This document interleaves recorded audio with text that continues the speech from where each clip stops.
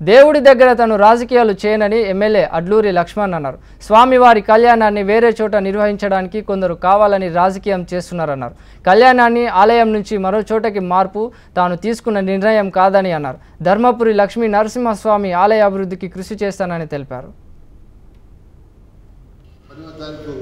12 December 22వ తారీఖు అప్పుడు TRS party ప్రభుత్వం అధికారంలో ఉన్నది.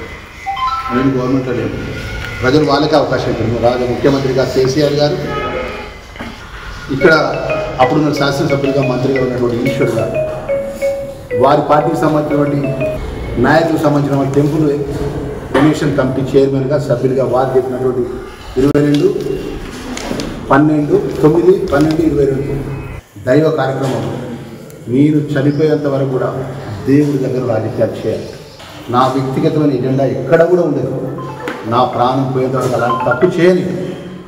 నేను పొద్దున్న చేసే దేవుడికి ఒక అర్ధగంట దేవుడికి పూజ చేసుకున్నాకనే బయటకు వెళ్తాను. ఎంత పెద్ద పని లాస్ట్గా నా కౌంటింగ్ జరుగుతా అంటే కౌంటింగ్ లాస్ట్లో అలా మంగళవారం రోజు ఆంజనేయ స్వామి దగ్గర పోలే అని చెప్పి లాస్ట్ రౌండ్లో కూడా నేను మధ్యలో కొండగట్టు ఆంజనేయ స్వామి దర్శనం చేసుకున్నాను.